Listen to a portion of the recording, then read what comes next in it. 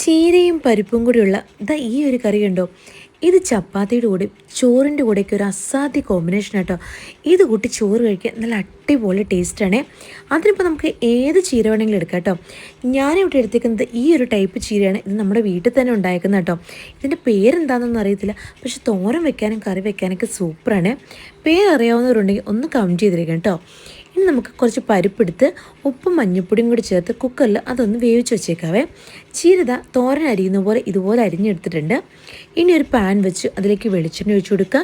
കടുക് പൊട്ടിച്ച് കറിവേപ്പില ഇട്ടതിന് ശേഷം ഒരു പിടി കൊച്ചുള്ളിയും ഒരു 3-4 വെളുത്തുള്ളിയും ആവശ്യത്തിന് ഉപ്പും കൂടെ ചേർത്ത് അതൊന്ന് വഴറ്റിയെടുക്കാവേ. ഒരുപാട് അങ്ങോട്ട് വഴണ്ട് വരണ്ട, ഉള്ളിയൊക്കെ ഒന്ന് വാടി കിട്ടിയാൽ മാത്രം മതി കേട്ടോ. ഇനി അതിലേക്ക് നമുക്ക് 2 പച്ചമുളക് ചേർത്ത് കൊടുക്കുക. നമ്മൾ അരിഞ്ഞു വെച്ചിരിക്കുന്ന ചീര ചേർത്ത് കൊടുത്ത് എല്ലാം കൂടെ നന്നായിട്ടൊന്ന് മിക്സ് ചെയ്തെടുക്കുക കേട്ടോ. ചീരയ്ക്ക് ഒരു പച്ച ചുവ ഉണ്ടാവുമല്ലോ, അതൊന്ന് മാറിക്കിട്ടാൻ വേണ്ടി നമുക്ക് കുറച്ച് സമയം അതൊന്ന് വഴറ്റി കൊടുക്കാവേ. ചീര എത്രത്തോളം ചേർക്കുന്നോ അത്രത്തോളം ടേസ്റ്റ് ആയിരിക്കും കേട്ടോ. അപ്പോൾ ചീരയൊക്കെ നന്നായിട്ടൊന്ന് വാടി വന്നിട്ടുണ്ട്. ഇനി നമ്മൾ വേവിച്ച് വെച്ചിരിക്കുന്ന പരിപ്പ് അതിലേക്ക് ഒഴിച്ചു കൊടുക്കുക. എല്ലാം കൂടി നന്നായിട്ടൊന്ന് മിക്സ് ചെയ്തെടുക്കുക.